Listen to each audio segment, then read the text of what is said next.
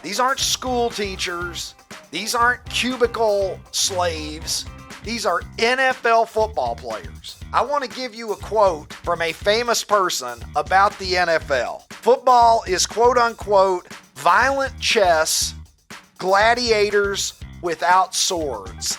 It's dangerous. But you know who actually said that? Taylor Swift. If Taylor Swift gets it, why are there so many other people out there who don't seem to get this isn't a regular job? The continuing saga of the Arizona Cardinals and the aftermath of one of the biggest bonehead plays in NFL history.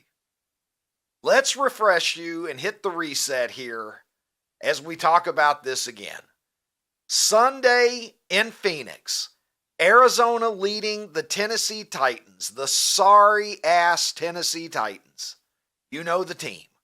They're up 21-6, handoff to Amari demercado, running back for Arizona, who breaks free into the clear, 72 yards to pay dirt, except, as you very likely have seen by now, he let go of the football inches away from a touchdown because, well, I don't know why somebody would do something that stupid other than presumably that's what the kids are doing today, and that's how you establish that you're a really, really cool guy. Barry Sanders, by the way, Lomas Brown's teammate in Detroit, used to take the football and hand it to a referee. Does anybody else remember that? I know Lomas will remember it. Do you remember that? Barry Sanders, who had more than 3 career touchdowns, which is all that Amari demercado has. But he's so cool that he can't even hold on to the fucking ball for the last foot of the journey. 71 yards it goes down in the books. The Titans got the ball back, came back and won the game 22-21. Jonathan Gannon, the head coach of the Arizona Cardinals, as you might imagine, was none too pleased with what his running back did, and he gave him an earful on the sideline before striking him on the chest or the shoulder or the somewhere. And now we have seen a public apology from Jonathan Gannon. Jonathan Gannon has indicated that he apologized to not only Amari demercado, but to the entire roster. And he was fined $100,000 for his actions. Now, we can't show you the video. So if you haven't seen the video, pause this, go take a look at the video of what Jonathan Gannon did, and then judge for yourself, because you can trust your own eyes on this one. I certainly know that I've trusted mine. Here's what I tweeted. Let me pull it up so that I can read it. Imagine Mike Ditka or Chuck Noll, and I could continue. I've only got so many characters on X. Tom Landry, Bill Parcells, Tom Coughlin, George Halas, Vince Lombardi, Jimmy Johnson, Don Shula. Go down the fucking list. Imagine any of those guys apologizing for being pissed off at a player who selfishly gave up on the team, threw away a sure victory in a league where nothing is ever certain. The National Football League. And then be aware that your coach got cucked in public if you're an Arizona fan. What do you think today if you're an Arizona Cardinals player? You think that Amari demercado, privately, you think that that motherfucker cost you a game. And you're the Arizona Cardinals. This isn't the 2007 New England Patriots here. They need every win that they can scratch out in Phoenix. So you know that he cost you the game. Privately, in your head, don't think that those players haven't thought every fucking negative thought about this guy. You also know now that the organization cares more about doing the right thing. And maybe it's the NFL. Maybe the pressure all comes from the top. Maybe we can blame Roger Goodell for all of this. But you know that your team cares more about the optics of a coach barely fucking touching the guy than they care about the fact that the guy made the mistake, apparently, because Amari demercado is still employed. He's still an Arizona Cardinal. He should have been cut before the fucking game was over. Should have never played another down for the Arizona Cardinals, as far as I'm concerned. But no, Jonathan Gannon is the villain because he owes Amari demercado an apology and he owes the NFL $100,000.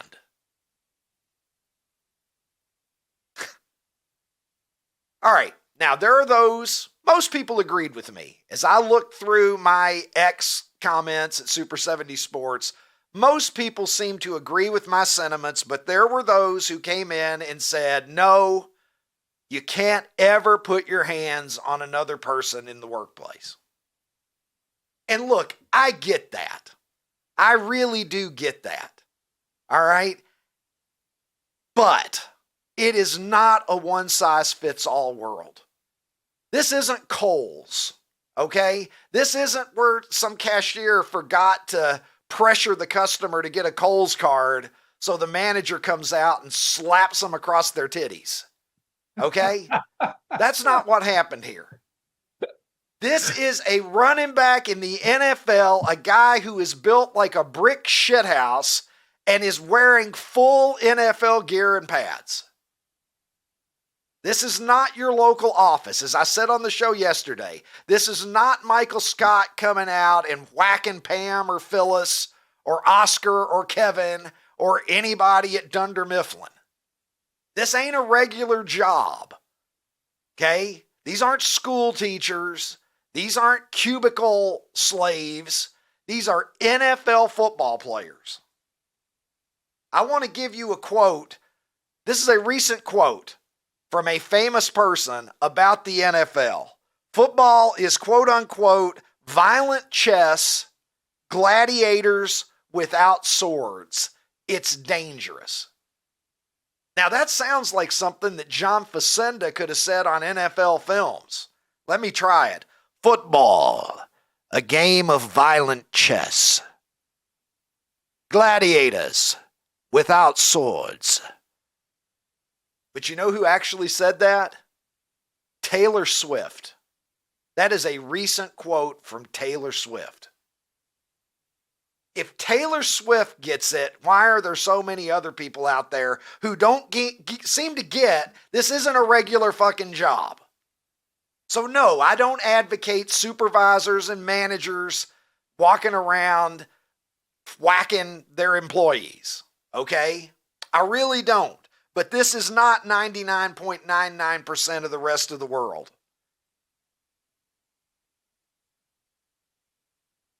That used to be considered good coaching. What was he supposed to do? When he did it, you already had a player who was consoling demercado like demercado was a child. This isn't peewee football. This is the National fucking Football League, son, and you are several levels removed from understanding that you need to hold on to the football until the fucking play is over. Jonathan Gannon should have been disqualified from being an NFL head coach if he wasn't that mad, and as I said on the show yesterday, only half seriously. The only apology that Jonathan Gannon should have given is that he didn't give the guy a tombstone pile driver. Pick your favorite WWE finisher. Hulk Hogan boot to the face and a leg drop, and I think I would still be defending this motherfucker.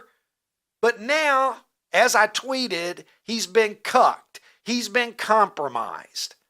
Now he's going to be thinking about everything he says. As Ronnie T-Shirt said on the show yesterday, now he's going to have to put a governor on himself. He's going to have to be thinking, well, I've already got one strike against me. I got to be careful what I say to these guys. I got to be careful what I do and fucking forget about it. The Arizona Cardinals cut the balls off of their coach rather than cutting the player who was the problem. John Facenda said, pro football, a game for men. It used to be a game for men, and I'm speaking as a fucking man. Would it have been better in a perfect world if Gannon didn't touch him? Yes. Okay? Yes, it would have. In a perfect world, he could have said everything he said to him, and he could have not touched him. But at least he didn't do this. I remember when things like this happened. There's Matt Millen fucking punching out the Patriots general manager right there on the field, on the sidelines. Matt Millen, who went on to be an NFL executive after that. Did that disqualify Matt Millen from a future in the league? It didn't. They would take away your family. They'd take away your kids. God knows what they would do to you. You can't just go out and punch a general manager. Look, I understand there's got to be standards in the world. I may look like a caveman, but I'm not a Neanderthal, okay? I'm not saying that coaches should have open season on players. I don't think that you should be choking kids like Bob Knight grabbing Neil Reed around the neck, Woody Allen grabbing an opposing player, punching an opposing player years ago. Those things are different. I'm not saying there's no line. I'm just saying that Jonathan Gannon was not near any sort of line that anybody would have recognized in the 20th century. I remember when NFL coaches didn't look like DJs also, by the way. Look at Canales there. He looks like he's going to give your girlfriend cocaine while you're in the pisser. Pro football. A game for coked up DJs who coach on the weekends. I don't know. I'm just waiting for the bass to drop. Our society, we are an apology addicted society, aren't we? This is the era of apologize for fucking everything. How about I'm not sorry? How about counterpoint? I'm not fucking sorry. Jonathan Gannon may have felt his job was on the line if he didn't give that apology. I do have some sympathy for him. Chuck Noll had sympathy for his players finally in 1975 when he finally conceded to let them drink water during games. But as a compromise, he forced them to drink it from a ladle that contained well water from beneath Three River Stadium's artificial surface. God, man, sometimes you look back on it and you realize 1975 really is closer to 1930 than to today. I don't know. I used to look at the old images of Red Grange and Bronco Nagurski. It's actually closer to 1920 than 1926, Ricky. Like if we're being technical, 1926 is closer. Yes. There you go. And it looks like it in that photo. Like, what the fuck? It was the 70s. Why is he drinking from a ladle? But at least Chuck Noll was permitting the team hydration on that day. I kid, but I don't know that I stretched the truth all of that much. Vince Lombardi, this is a different era. Vince Lombardi was so manly, his dick was a fucking fist. Look at it right there. And if you look closely at his fist dick, you'll see that it has a whistle around its neck. You're horsing around in Green Bay, you'd hear the whistle and you'd be like, uh-oh, Coach Lombardi's dick is going to make me do 20 push-ups now. That's how it used to be, and the players liked it that way. Damn it. Now we got Mike McDaniel running around like he's excited about Weezer's new album. Motherfucker can't even talk because he's presumably been hitting the vape pen so hard on the sideline. I don't know. Maybe we do need, you know what? Maybe we need to go back to NFL coaches who look like NFL coaches, who look like the guys who bullied people, rather than coaches who were apparently the guys who got bullied. Back when players used to keep warm on the sidelines by using real fire. Not only is he using fire to stay warm, he's actively on fire. Take a look at this. Somebody put him out. Now we're worried because a coach fucking flicks a finger at a running back's chest. A running back, an NFL running back in full gear. Jonathan Gannon. Does anybody really think that Jonathan Gannon hurt Amari DeMercado? Does anybody think... Hurt his feelings. Yeah, he hurt his feelings. He hurt his feelings. And his feelings needed to be hurt. Because you just hurt an entire organization. NFL teams play 17 fucking games. This isn't Major League Baseball where it's, go get them tomorrow. You got 17 fucking games. Every NFL game is worth 9 Major League Baseball games. More than that, technically, if you do the math. And he just fucked up a huge chunk of their season for no reason at all. And I'm not saying that the league has gone soft. Normally I complain about the league going soft on the field. Now I'm complaining about it being soft off the field. And I'm sorry that Jack Lambert has to witness both. Quite frankly. Jack Lambert, who, by the way, 45 years ago already was saying that they ought to put dresses on NFL quarterbacks the way that they were loosening the rules to protect them. That's right. Jack Lambert thought that quarterbacks were pussies 45 years ago.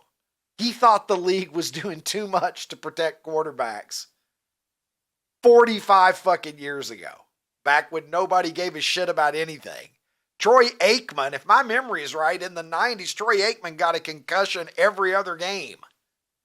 Is that how you remember it? But you know what?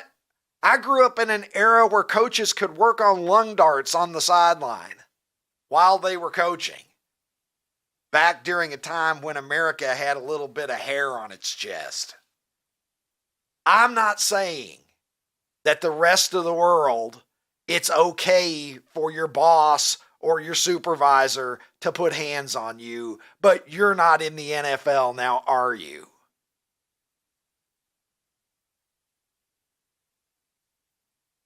And I once wished Mike Ditka a happy birthday with this tweet, which Mike Ditka, he wants you to know, of course, that the Bears are number one. Isn't that nice? Coach Ditka reminding us to bear down because the Bears are number one. At least I think that's what he's signaling. You can't even give a motherfucker the finger anymore. Is basically what it's come down to. Jerry Jones joining Jonathan Gannon on the list of NFL figures that are a little light in the pocket. Jerry getting dinged even worse for giving the finger to a New York Jets fan after the Cowboys' victory over the Jets at the Meadowlands this weekend. And look at the little smile on his face as he does it. Now look at that. I want to show it again. Show it again. This is Jerry Jones flipping somebody off. And the look on his face, look at that look on his face. If Jerry Jones, if I had been, let me tell you something about just fucking honor and just fucking being a guy, okay? They're outlawing being a guy. You know, it used to be okay to be a man in this society. And if you're talking shit to Jerry Jones, which presumably that fan was doing during the game, and at the end of the game, you get a wry smile from Jerry Jones and he flips you off, I would fucking wear that like a badge of honor. Oh my God, yes. I would say, well played, Jerry Jones, because you could see the look on his face. There's different kinds of fingers, folks. That was not the flip off of rage. That was the flip off that was sort of the culmination of some jawing that was probably going on, and Jerry took a little bit of delight in it. And if that's wrong, I don't want to be right. This guy gets it. Took a while for the results to come in, Ron. A little bit longer than those election results that we've been waiting on sometimes in presidential races, yes. But 48 years later, I'm pleased to announce that man, now officially the Super 70 Sports 1977 Father of the Year. And he obviously simply could not be any prouder, as he should be. This episode of the Ricky Cobb Show is brought to you by Prize Picks. You know, you and I make decisions every day, but on Prize Picks, being right can get you paid. So don't miss any of the excitement this season on Prize Picks, where it's good to be right. And I'm right so often, I feel like I owe it to myself to be on Prize Picks, because why would I want to waste being right all the time and not make money while I'm doing it? You can join millions of people, my friends, by joining Prize Picks. That's where the action is. It's a lot of fun. It's easy to play. And best of all, you'll get $50 in lineups when you play your first $5 lineup. That's right. Use my code Ricky. That is code Ricky, R-I-C-K-Y. It will get you $50 in lineups when you play your first $5 lineup. Prize Picks. It's good to be right. And speaking of getting flipped off, producer Tim tells me in my ear that he was once flipped off by an unlikely source, and I've never heard this story. So let's welcome to the program now, senior correspondent of Getting Flipped Off by Rappers, producer Tim. And let us know what's going on here. How did you run afoul of Flavor Flav? Good times, Ricky. Good times. Ithaca College, circa 1992. Ithaca College again. Thurman Thomas, Flavor Flav. Come on, man. The college was afraid to let them have a concert. Shout out to Kayla Howley, one of Outkick's finest. Very good. Very good. Carl Ravitch as well, by the way. They were afraid of having a big, giant crowd, frankly. It was probably for whatever reason. So they made them have the concert in a small venue on campus, carpeted floors. It was, it was a mess. It was not the gym, maybe only 1,000 people. And Flavor's mic kept cutting out once in a while. And we were super close to the stage. And I said, a couple times, Flavor, we can't bleep and hear you. We can't bleep and hear you. We love you, but you. And he made them turn the lights up. Give me a double bird, smile, loves me, sprayed water on me, and the rest was history. Did he say, yeah, boy? Oh, it was classic. And it was so bad that they confused Ithaca with Utica. So it was like, yo, Utica. Meanwhile, we were Ithaca. It was all a total shit show. They were 2 hours late. It was a disaster, but he loved it. And to your point, Ricky, it was there's different types of birds, right? It was not angry. It was affectionate. It was, I would love you, and literally made him turn the lights up and spray me with water. It was a crowning achievement of my 4 years on the South Hill. Yeah, I mean, it's an honor. That's a moment. You didn't need a safe space after that. Hang on, Tim. Wait a minute. I've got Jared in my ear now. Roger Goodell has just fined Flavor Flav $100,000 retroactively, even though he has absolutely no authority to do so. We just feel like somebody needs to apologize for something, because that's just what happens in American society. Guys, before we get to poll of the day, last night, a big night in baseball, the Yankees on the absolute brink. They got beat 10-1 and 13-7 up in Toronto. They come home down 6-1 in Game 3 and looking straight down the barrel of a long, lonely offseason. Nope, didn't happen. Aaron Judge, a 3-run bomb to tie the game. The Yankees go on and win, and there is still life yet in the Pinstripers. They're now down 2-1. They've still got some work ahead of them, but Joe Madden on this show yesterday said he's been in that position. He referenced the 2016 World Series when the Cubs were down 3-1 against the Indians, and they had to get 3 in a row. The Yankees had to get 3 in a row. Well, now they only need to get 2 in a row, and they'll have their chance in Game 4. And Cal Raleigh here, the big dumper, 60 home run man. Again, think about how short the list is. Why aren't we all talking about Cal Raleigh more often? Joe Madden also saying yesterday Cal Raleigh would be his American League MVP. But this guy right here catches the 61st home run. Obviously, this one is not going to go on his official season total, but the first postseason homer for the big dumper ends up in the hands of the guy wearing a Dump 61 here t-shirt. And if that's not cool enough, he got to meet Cal Raleigh after the game and got an autographed bat. Have a look at this. I believe we have it. There they are. Cal Raleigh in the Dump 61 here. And that guy is so great. He reminds me of some of the contestants you would see on The Price is Right when I was a kid.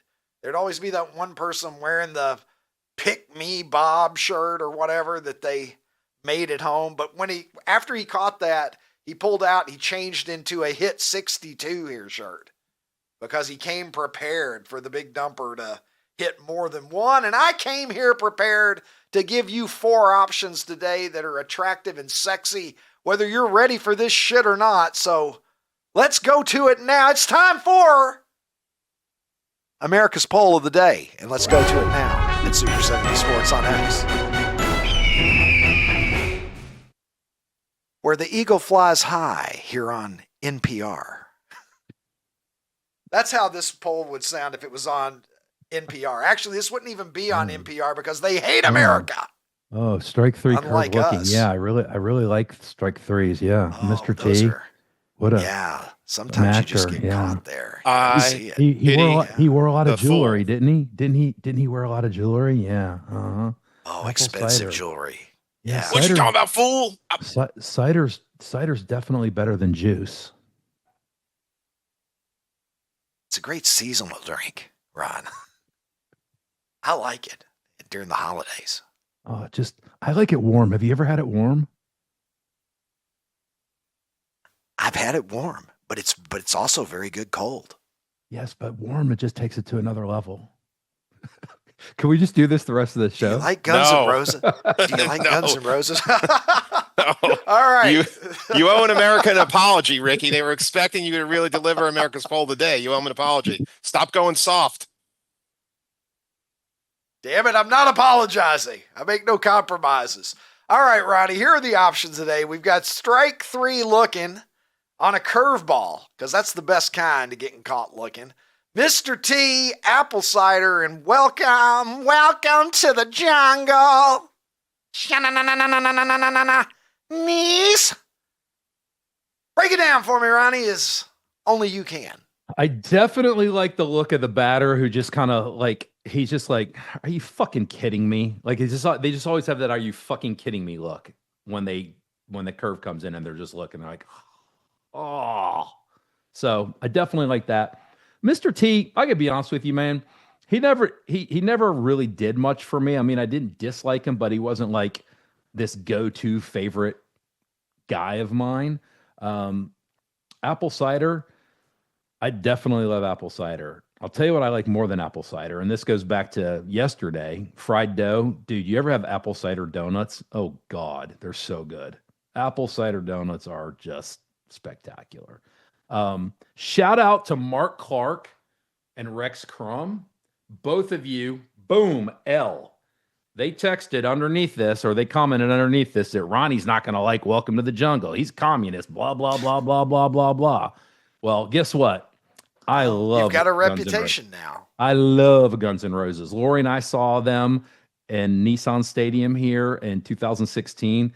And I walked out of there and I said, that was a motherfucking rock show. They're so good when they're good. So yeah, love Welcome to the Jungle. I mean, that song has, I mean, what is it now? Going on 40 years, and it's going to be around for another 100. I mean, it's a song forever. So all that being said, I'm going Welcome to the Jungle. All right, well, let's get Tim back in here real quickly as we get through this. How do you stack them today, Tim? I pity the fool who doesn't vote for Mr. T. What you talking about, woman? Look at me. I'm a man. I'm a real man. They played Welcome to the Jungle last night at the start of the Yankee game, and then they cut right to Alice in Chains. It was very weird. They played the opening. It was a mashup. Yeah, no, I didn't love it. Hey, listen, strike 3 curve looking. It's hard for me not to say, to go with that, but Mr. T is on my Mount Rushmore of 70s, 80s, 90s. He's one of the he's the most iconic, probably poll reply I've offered thus far in the history of this revered program. So apple cider's fine. I don't like it warm, Ronnie. I like big jugs, but not of cider. And welcome to the jungle. See you later. Mr. T all day, every day, Reggie White. Okay. So, and also Super Sky Point to Reginald Martinez Munson as well. We got to put a picture of him on the air someday. I'm going to dig up a picture of him. Yes. Do it. That sweet bastard deserves an in memoriam page. We'll put up the years of his life on the screen. Love it. All right. So strikeout curveball looking is very, very fun if it's your pitcher. So I do love that. Mr. T, I don't think I can add anything to what Tim had to say there. Apple cider is fine. I prefer hard cider personally, but a little apple cider is just fine with me. And Welcome to the Jungle is a great song. Appetite for Destruction still stands up as a great album all of these years later. They were better than calling them a hair band is not really fair to them, right? Oh gosh, no. Like they were different. And it was very clear when that album came out that they were different. It was refreshing.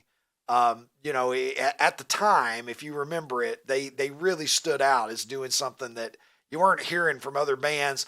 But Tim, as much as I love a good, Clayton Kershaw freezing somebody, I'm going to have to go with Mr. T as well. And, I think Rocky 3 alone is deserving here. I've said it before. He should have been the best supporting actor that year. Hey, woman. Go here, woman. That got him a shot. Rocky wasn't going to fight him until he got personally offended by the untoward remarks from his opponent there. Wow. And it is strike 3 curve looking, man. Wow. Welcome to the jungle second, Mr. T third. Dude, that's crazy. Yeah. I'm surprised by that. Well, so recency bias, you can go either way on this. Yeah, well, that's true as well. Apple cider, though, down there in the Chaka Khan zone. Only 8%. All right, guys, we are going to take it to a break now. And when we come back, I'm excited on this day where we've been talking about a lot of NFL. We're going to talk some old school NFL, but we're also going to talk about what's going on right now in the league, including Amari demercado, when I welcome to the program 7-time Pro Bowl left tackle Lomas Brown. He'll join me straight ahead right after this, right here on The Ricky Cobb Show. Football's finally back. So's the hard-hitting gridiron action on Prize Picks. Download Prize Picks and use code OUTKICK and get $50 instantly in lineups when you play $5. Must be present in certain states. Visit prizepicks.com for restrictions and details. This is ridiculous. For a group of seasoned reporters, that kind of question is so out of line. Come into this press conference soft. You don't come in here after. You come in here soft, and you ask me questions that I approve. Layups every time. He just asked what's going on with the offense. Now he said we ran the ball great last week. They beat La Tech 23-7. Right. In that game. That's not great. You've got a guy who's supposed to be a Heisman Trophy candidate, possible number 1 pick. They beat Clemson 17-10. They beat La Tech 23-7. They got 5 interceptions from DJ Lagway and scored 20 points at home. Tennessee hosting Georgia this week. So everything Josh Heupel's been able to accomplish, which is a lot in his short time at Tennessee. The one thing he has not done is perform well against Georgia. Now, no one's performing well against Georgia with the talent they have, so he's not unlike a lot of other people. But 17 points is the most he scored in a game against Kirby Smart. So I ask you, Matt, is this his best opportunity to have success against this Georgia Bulldogs program coming up on Saturday?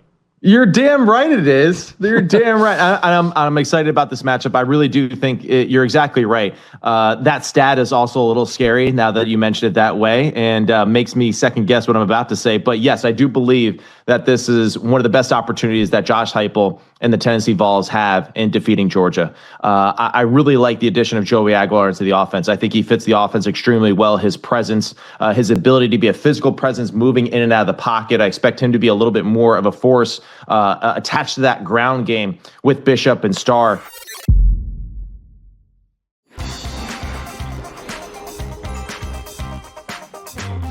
My guest today is one of the greatest offensive linemen of his generation, really of any generation in the history of the NFL. He's a 7-time Pro Bowler, 5-time All-Pro selection, as well as a member of the Detroit Lions Hall of Fame. It's my pleasure to welcome to the program Lions color commentator Lomas Brown.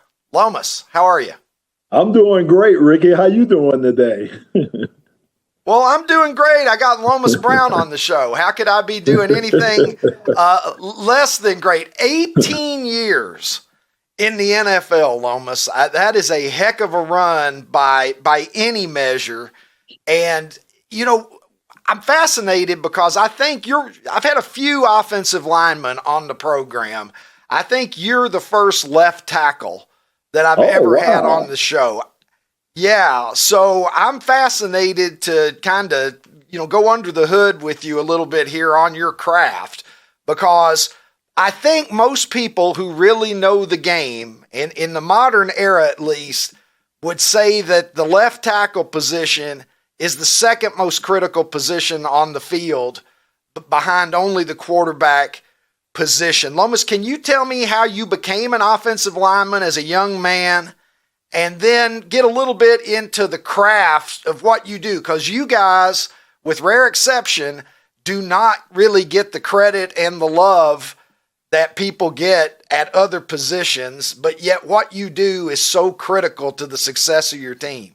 Yeah, I can tell you, I was kicking and screaming going to the offensive line. As a kid, nobody volunteers to play offensive line. So I was one of those guys, too, that was kicking and screaming when they were talking about moving me to the offensive line. And when I got to the University of Florida, that was my permanent position. The rarity at the University of Florida for me is that we flip. So one play I could be at the left tackle position. The next play I could be over at the right tackle position. So that was the unique thing at Florida. And I think it kind of helped prepare me for the pros when I got to the Detroit Lions, because I could kind of adjust. When I first got to the Lions, my first 6 years there, I was 315 pounds. So I was a big guy, and I used to maul guys. I was a mauler. My last 12 years in the league, because of knee problems, I had to play between 275 and 280. So I had to become more of a technician.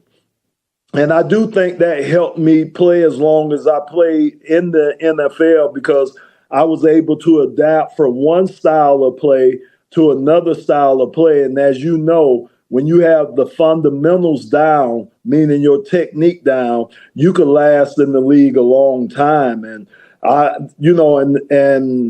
had the fortune of playing against Lawrence Taylor, who I consider the greatest defensive player that I've ever played against. And as you know, Lawrence Taylor kind of revolutionized the left tackle position, because they had to put an athlete over on that side of the line, because you would face the best pass rushers off everyone's team.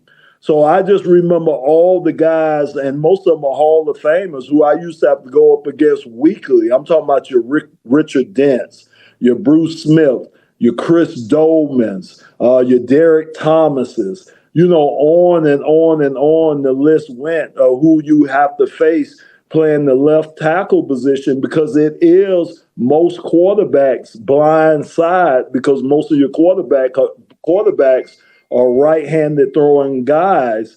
The left side would be their blind side, and you have to protect that blind side of the quarterback as much as possible. So it has become the position where, you put a lot of money into that position because it is so important offensively on your team. And, it was great. Like I say, the challenges were bountiful because you had some great, great defensive ends that you had to play against each and every week.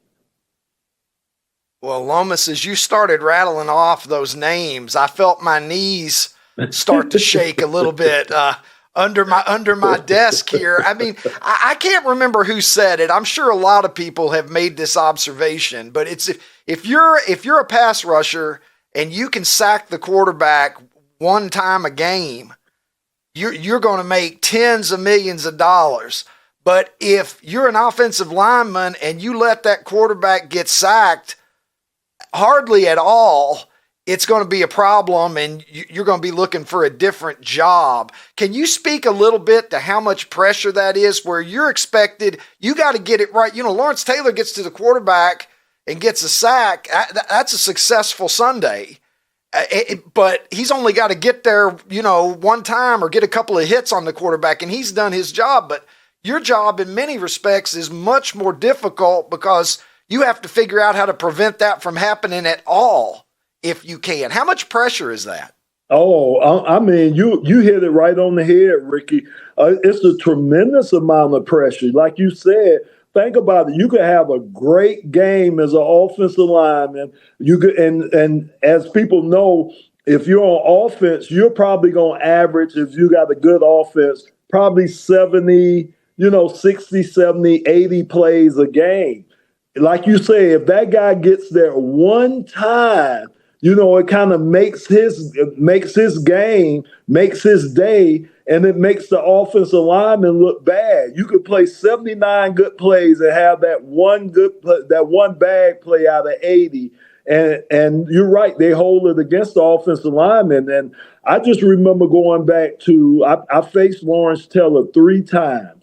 OMG. I'm talking about my week of preparation. He wrecks you. This dude, I mean, mentally, you have to get ready to face a guy like Lawrence Taylor because you're thinking about some of those old NFL clips where he's like, we got to get at him like a bunch of wild dogs. And you remember him snapping Joe Theismann's leg. And the dude, just the aura that was around Lawrence Taylor, you had to deal with that mentally, and let alone going up and facing him physically. So it was something else. So quick story about that. The first time I played him, we played them at the old Giants Stadium, and a former Gator, he was a producer for the CBS show. I think we played him on CBS. He was a producer for the show. So I'm out there warming up for the game, and he sees me, and he comes out there, and we're chit-chatting. And he told me, he said, Lomas, we have he said we have 7 LT cameras. And I was like, what? He was like, yes, we have 7 cameras just focusing in on Lawrence Taylor. So he said, guess what? If those 7 cameras are focusing in on him, guess who else they're focusing in on? And it was me because I had to block him. And I'm like, oh, my goodness. So you talking about added pressure going into a game where I already had to face the greatest defensive player that I've seen. It was just unbelievable, man. So, yeah, you're right. And that's just as much as the NFL game, it's the mental game. Yeah, it's a physical game, and you have to physically be able to handle that game, but you have to mentally be able to handle what's going to come after you, whether you have a good play or a bad play. Mentally, you have to kind of keep yourself like that, and that's a hard job, too, in the NFL. All right, Lomas, let's talk about something that certainly worked to your benefit for about 7 years there in Detroit, and that is the great Barry Sanders, who was drafted. I believe you had been in the league for about 4 years, I think, when Barry got drafted out of Oklahoma State and came in. And, he's on my Mount Rushmore of running backs all time. There are those who say that he's the GOAT. He's certainly in the conversation. He's right up there. I think Jim Brown, Walter Payton, Barry Sanders might be my personal top 3. What was it like playing with Barry Sanders? And do you have any good Barry Sanders stories?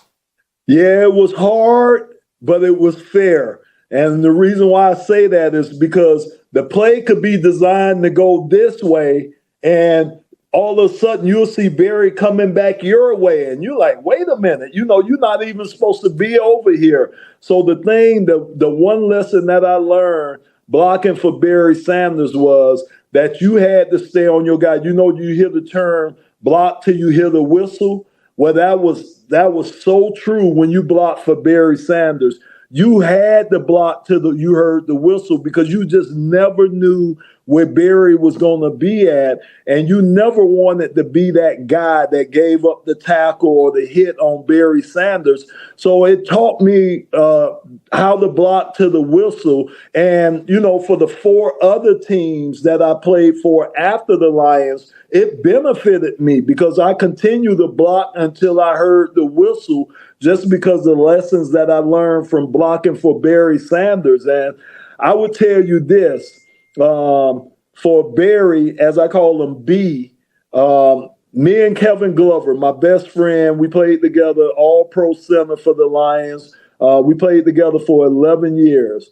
I'm telling you, every Monday after a game, you would go into the film room and it would be at least 5 plays, and we would sit there with the clicker and we would be like, how in the world did he do that?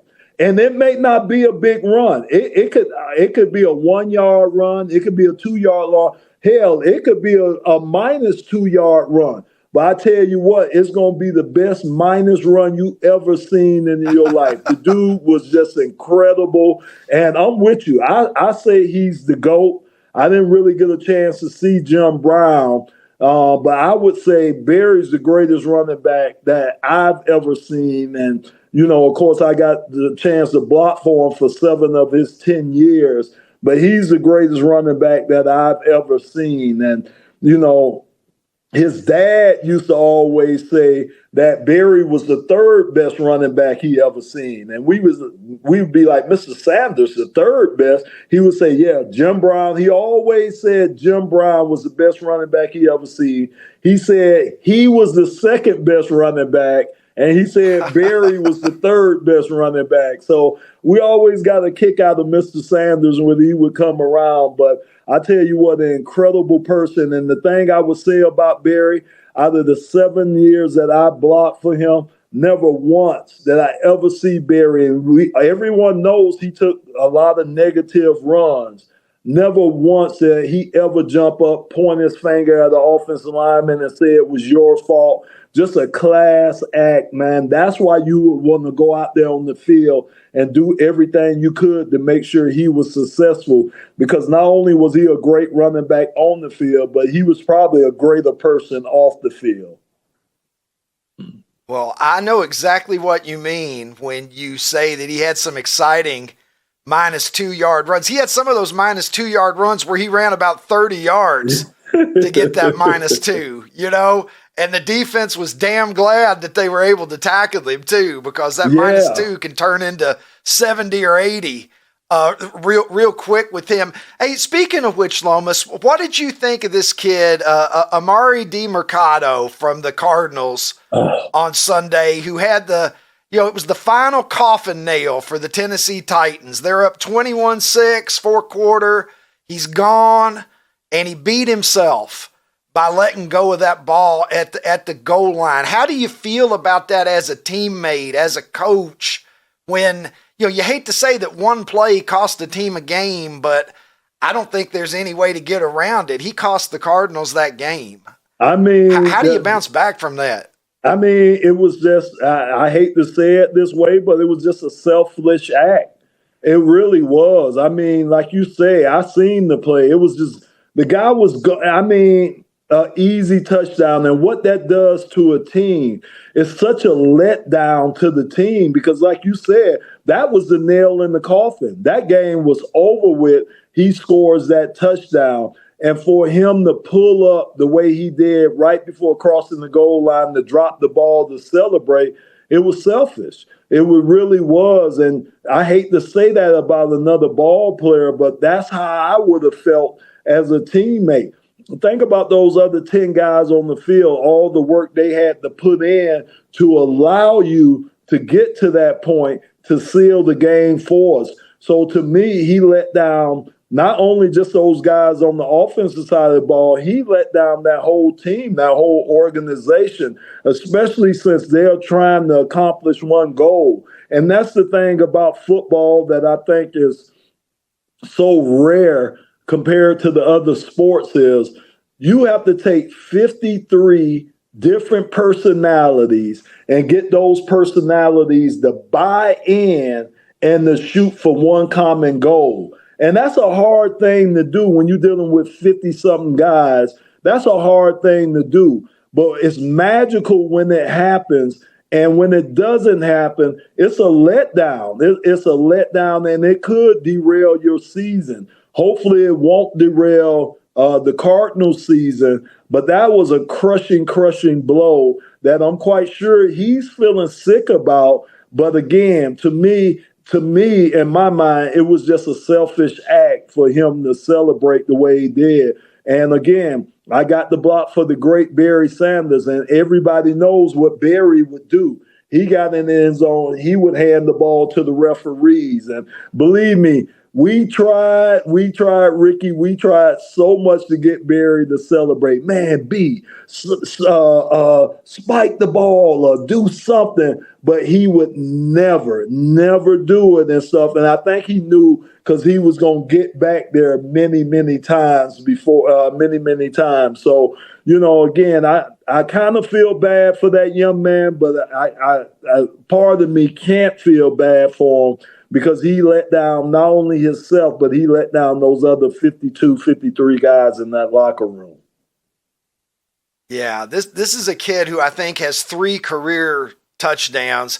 He should have been like Bo Jackson all those years ago at the Kingdom. Just keep running all the way down the hallway out of the stadium.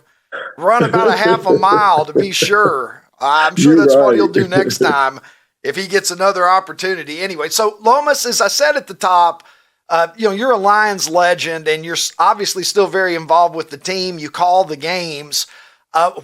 This Lions team, we had so many questions. Obviously, last year was a dominant season. You go 15-2. Mm-hmm. Yeah, I think the losses were, by 4 to the Buccaneers and by 6 to the Bills. I mean, that Lions regular season last year is about as good as they get. Obviously, a disappointing end, losing at home to the Commanders in the divisional round. And then the Jets come in and they pluck the very talented defensive coordinator, Aaron Glenn, to be their head coach. And my Bears here in Chicago grab Ben Johnson from the offensive side to come in and be our head coach. And so there was some concern there, I think, understandably. You're replacing 2 very, very exceptional coordinators on both sides of the ball. But so far, so good, I think. I look at it, the Lions are leading the NFL in scoring right now. You're 4-1. You've reeled off 4 wins in a row after a little bit of a bump in the opener with the Packers. What are you seeing from this 2025 Lions team? And from the 5 games that we have now to assess, how do you compare this year's squad to last year's team? Yeah, the great thing is that we didn't lose our players. And, Dan Campbell, Brad Holmes, they've always said since day one, you have to be a certain type of player to play for the Detroit Lions. And, and that's the case. I mean, the guys that we have in that locker room, look, I use this analogy. These guys are running to a wall. Then they'll come back and ask coach, well, why did you want us to run into that wall? And anytime you got that type of mentality from your players, you can win. You could win with them. And I just think right now, the job that Calvin Shepard taking over for Aaron Glenn has done defensively. I just think the job that John Morton has done taking over for Ben Johnson, a.k.a. the savant. That's what I call Ben Johnson, because the dude is a savant in calling plays. The job that they've done, I think, has been outstanding. I mean, how they've been able to not only keep what we had going, but to kind of put their fingerprint on what we're doing for 2025. It's been remarkable. It really has been remarkable. And, you know, the team right now seems to be almost in a better place than we were last year. And that comes with being together with guys. That comes from building that chemistry that the guys are able to build by being around each other.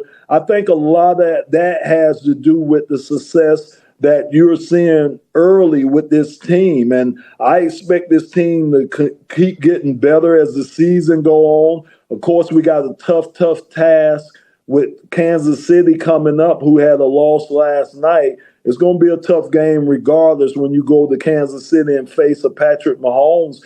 But I think we're in a good place right now. It's a lot of exciting things that we're looking for. And the one main cog that hadn't been changed is our head coach, Dan Campbell. He's still the guy here. He's still leading this team, and he's still the guy that we follow. So, you know, we seem to be in good shape. You know, my only thing, man, I just feel so bad for Aaron Glenn, man, the only guy they hadn't been able to get off the slide yet and win a game yet. And he was such a great coach for us when he was here.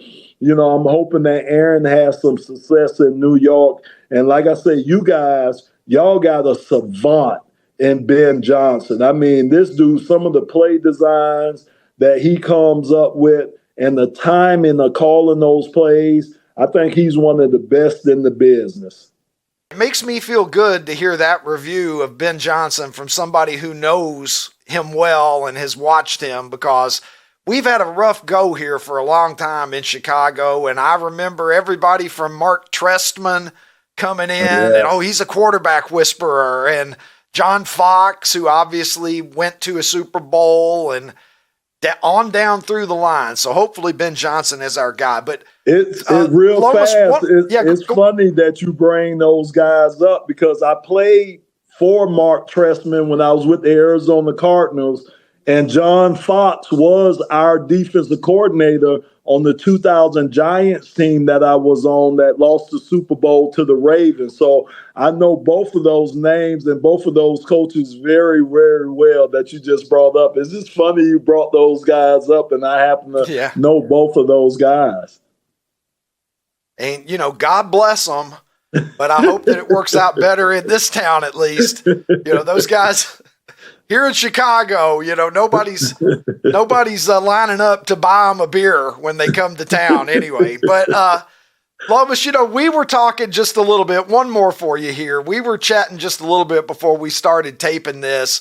I know you and I were both surprised, and probably a lot of people surprised, to hear the news that Joe Flacco has been acquired by the Cincinnati Bengals. Now, this is Joe Flacco. You have something in common with Joe Flacco, both 18-year NFL veterans. So Joe has been around a while. Joe can still sling it. Mm-hmm. We've seen that. But we got the negative side of Joe the first 4 weeks in Cleveland, where they went 1-3 and he had 6 interceptions. And I think that's the thing you worry about with Joe is, you know, he might throw 3 touchdown passes and a couple of interceptions and a pick 6. It won't be boring. How surprised are you by this? And is Joe Flacco a guy who at age 40, after getting out of the gate not well with the Cleveland Browns, is he a guy who could be a Band-Aid solution for the Bengals to try to keep this thing together until they hopefully can get Joe Burrow back at some point? To be honest with you, I thought it was a brilliant move on Cincinnati's part. Look, we just played them, and I hate to say this, but Jake Browning, OMG, he's just not a good quarterback. That was a terrible game he played against us. His decision making was not very good at all. That led to those 3 interceptions. He seemed to be confused. He seemed to be a little timid. I mean, even when he was throwing the ball, he wasn't stepping into the throws. I kept saying that during the broadcast, seemed like he was trying to guide the ball to those guys. And you can't do that. So to be honest with you, I thought this was a brilliant move because really all you have to do for Joe Flacco is protect him. You know, Joe does hold on to the ball a little long, but if you got protection around Joe Flacco, he's going to make the right moves. And then look who he'll be throwing it to. And not Jerry Jeudy like he was doing in Cleveland. He'll be throwing it to a Jamar Chase. That guy's unbelievable, man, Jamar Chase.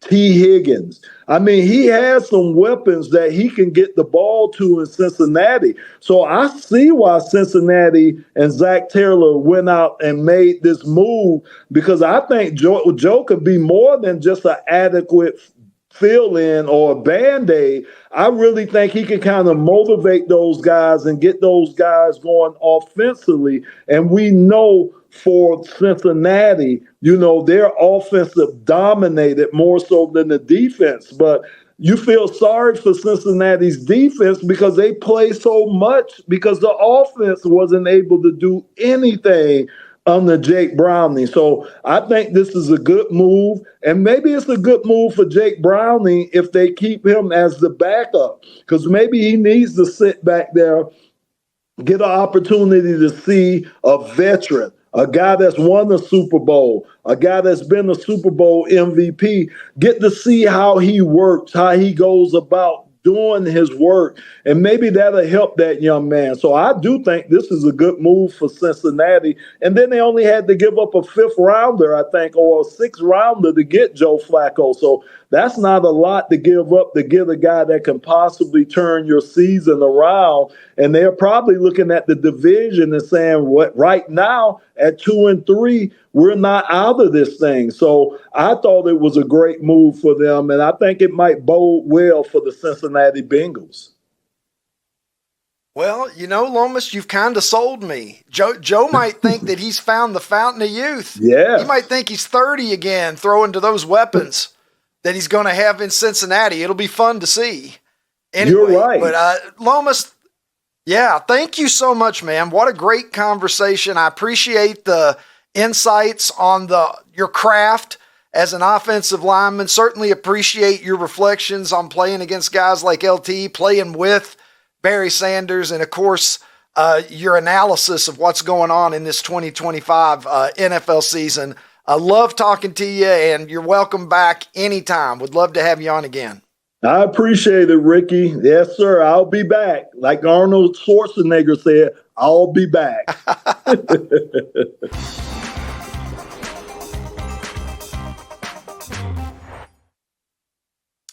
And my thanks to Lomas Brown. That interview took place yesterday afternoon, Ronnie. I'm not a quick change artist, but I got to tell you, Ron, I really, really liked Lomas Brown instantly.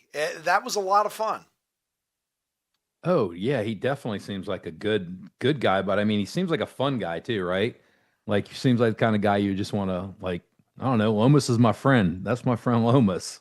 Like, yeah, good guy. Yeah, but he's 100% right about. He's 100% right about Barry Sanders with hand him the ball. Like, I just don't understand why every running back in the NFL doesn't just. I mean, I guess I do like celebrations. They're fun, but just make sure you're across the line. Jeez, it's not that hard. It's just not that hard. This was never a problem. I don't want to go back and relitigate the A block of the show, Ron, but this was never a problem until a certain point in time. Deshaun Jackson. Where we started seeing this asinine behavior. You never saw this in the 70s, the 80s, the 90s. I don't remember any such thing happening. It never fucking occurred to anybody to do that. Nope. And then somebody did it, and it was like, oh, that looks cool. That's really cool when you do that. The only thing cool, you know what's cool? 72-yard touchdown runs. That's what's cool. Put your team up by Spike 22 points. Give it to a fan. You know, there's lots of options of things that you can do with the football after you score a touchdown. Put it in your fucking trophy case. Raffle it off for charity. Just get it across the plane of the goal line, Ron. Super easy. Is all I have to say. So, Lomas Brown, I thought it was no surprise, but I was still interested nonetheless to hear his mentality about going up against guys like Lawrence Taylor. Because at that left tackle position, Ron, I mean, some people would say quarterback, obviously, most important position. Second most important position in the modern game, left tackle. Third most important position, edge rusher or cornerback. But edge rusher has become such a huge thing now. So, you're going up against guys who are being paid to disrupt. And you have very little margin for error. He's talking about all the snaps that you would have, 65, 70 plus snaps in an NFL game. And if that guy gets to your quarterback one time or knocks him down a couple of times, hurries him a couple of times, you're accountable for that. You can be flawless 60 times. Yeah, but if you have 2 or 3 slip-ups, I mean, that's a lot of fucking pressure, bro. The level of confidence that these guys have to play, professional sports, but in this specific is, you ever played one-on-one basketball, or maybe you played full court basketball and it was your job to guard that guy, and that guy was freaking awesome. And you knew he's so much better than me. I cannot stop him. I'm going to try my best, but I know in my head I can't stop him. But Lomas is like, it's LT. I guess I'm going to have to stop him. Like, to have that kind of confidence when you know the other guy's better than you, it's astounding. So what makes him a pro, and next week you get who we are. Yeah. And then next week you get Richard Dent, mm-hmm.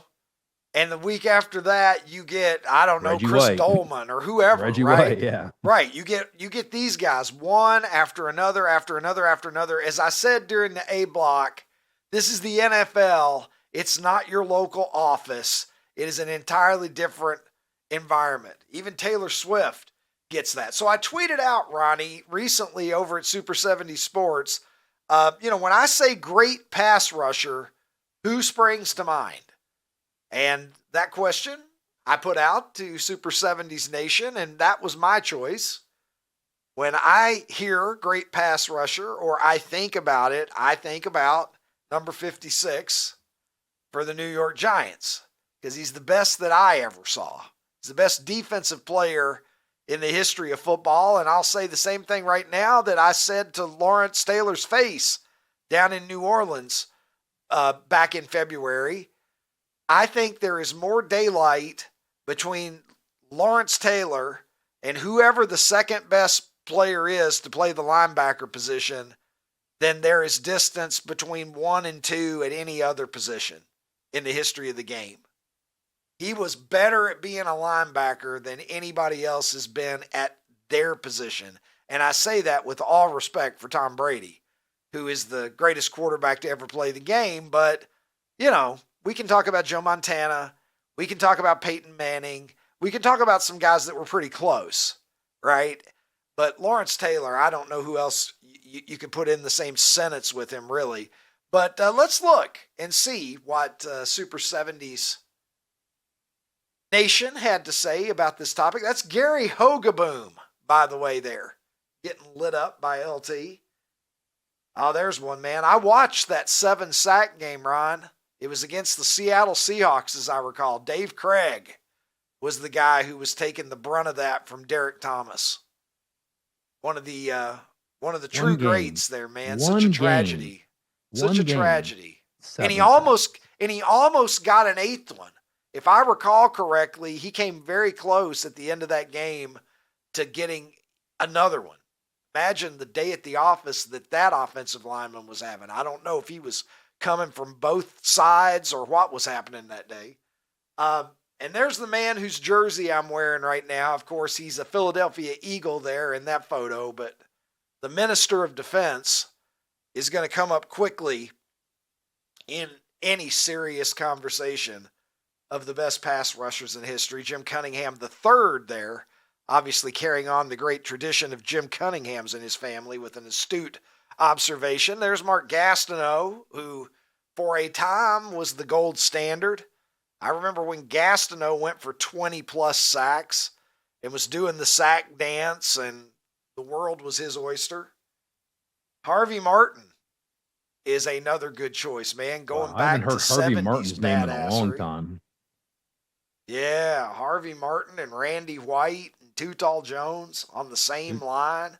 Mm-hmm. It really was doomsday back in that era. And then just take a look at the steel curtain there. Mean Joe Green, L.C. Greenwood, Dwight White, among the names. There's look at Richard fucking Dent, bro. He looks like a superhero taking down Joe Montana. He almost looks like Walter Payton. Sack man coming. I'm your man, Dent. Remember that? That was his part of the Super Bowl shuffle. Mm-hmm. He wasn't there to start any trouble, Ron, but he sure did start a lot of trouble for a guy who said that he wasn't. His job actually was to start trouble. Exactly. If we're being honest.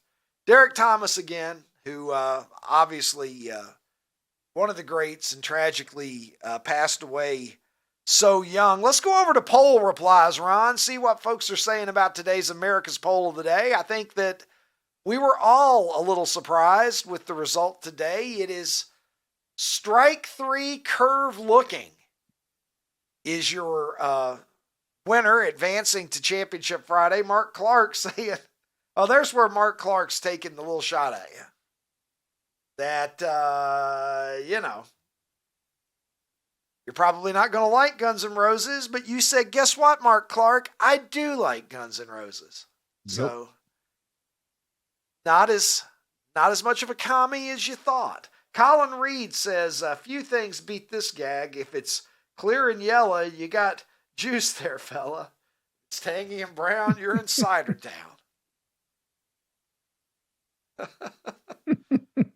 Bogey Golf Dude says, I pity the fool that doesn't appreciate Mr. T. You can do 2 and 1. Look at that. Mr. Where T did he find that? At an apple orchard. That other Dave. Is that Conan O'Brien? Man, he had that like that fast. Right. You know what I mean? Like he was aware of this, and he was like, "This is my He's fucking been saving opportunity." it. He has been saving it for the right time, and he was just like, "Oh my gosh, it finally happened." He's been waiting. He's like, "Man, one day when there's an Apple reference in Mr. T, the same time, I'm gonna have it." He had it in the chamber. He probably would have pulled that out if wheelbarrows had been one of the choices. He probably still would have used this. Yeah.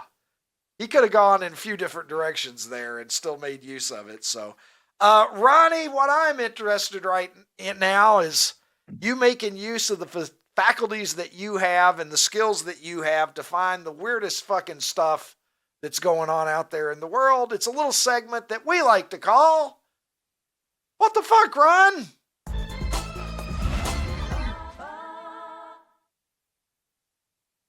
So as you recall, last week we did a little story about figurines, big, huge dinosaur figurines. Well, we have another story, Ricky. Brentwood, California. So the gas station Sinclair, and if you can picture their logo in your head, it's got a dinosaur. It's a dinosaur, right? Yeah, silhouette of a dinosaur. Yeah. Correct. Well, some Sinclair stations have about a 4-foot tall dinosaur that's outside their station. Well, let's take a look at some of these pictures. So here's this guy walking up to the dinosaur, Ricky. And then now he's gathering said dinosaur. Now he's putting said dinosaur in the back of a pickup truck. And he drives away. God. Oh, the story does not end there. This guy had Steelers remorse, I guess. He returned it with a note that said, "I'm sorry for stealing Claire," which is the name of the dinosaur. "Please do not press charges."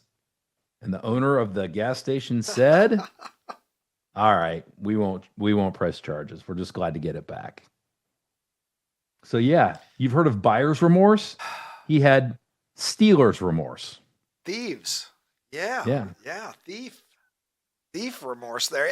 Well, it's hard. Let's face it. It is hard in this day and age to steal things, I would imagine, because cameras are everywhere. They probably had his license plate, I would imagine. Something, yeah. Like, do people think these things through at all? Like, did he just assume that, nobody will see me drive away in my dinosaur specific truck with a dinosaur in the back of it? Well, listen. Well, I'm glad that he had a change of heart. I didn't have Steelers remorse today. I had, oh shit, I just got away with stealing, but this isn't right. I got to go back in. So I went to the grocery store and went through self-checkout. And I don't know about you, but I've actually never been trained in self-checkout. Like, I didn't go to the orientation. And so I did my business. Like I did my business, got all whatever. I'm pushing my cart out to my car, and I look down, I'm like, oh shit.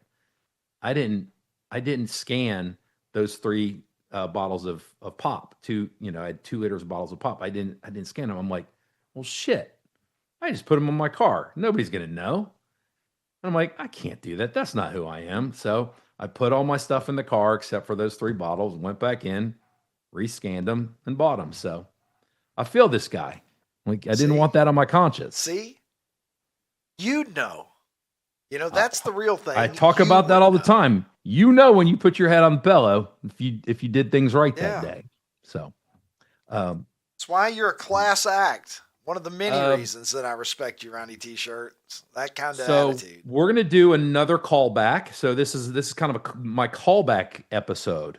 Last week, you shared with the world that Gene popped open your door and just decided to chill on your deck.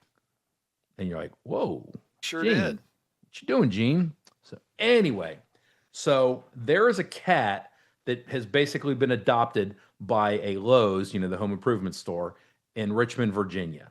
And the cat's name is Francine, just hangs out there. It's part of the store. All the workers know, all the customers know. It's just Francine. Well, Francine went missing and they didn't know where Francine was. So somebody looked at some closed circuit, security cams, and they're like, "Oh wait, she was back in everything's on camera. She was back in where the deliveries are. She jumped on a truck. She jumped on a Lowe's truck and ended up at a Lowe's distribution center like 90 miles away in another state. Good news is Francine's back, and everything's good. Francine. I think Francine. I like a happy ending. I'm like Robert Kraft. Ricky Cobb just can take the sweetest thing in the world and just turn it on its head. Well, speaking of sweet things and good things, Ronnie, we're excited to announce the return of the most patriotic award show on TV. The Fox Nation Patriot Awards is back and better than ever, hosted by Sean Hannity. Thursday, November 6th at 8 p.m. Eastern Time, live from the Tillis Center in New York City. Tickets on sale now at FoxNation/Patriot Awards. Last year was a record-setting show, but this year promises to be even bigger with surprise guests, new awards, and even a special honor for the life and legacy of Charlie Kirk.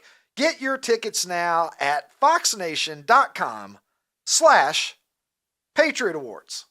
And with that being said, I would like to thank Ronnie T-Shirts. I'd like to thank Lomas Brown for joining me today in an excellent conversation that was. I hope that you enjoyed it. My thanks as well to Adam and Molly and Colin in Nashville, to P.A. Jarrett, and of course, to producer Tim for the outstanding job that he always does. But most of all, I thank you sweet bastards, because without you, we wouldn't be here and we wouldn't be doing this, which makes you pretty important. And for that, I love you. So let's make a deal that we'll meet right back here again tomorrow when we will tee it high and let it fly with another episode of The Ricky Cobb Show.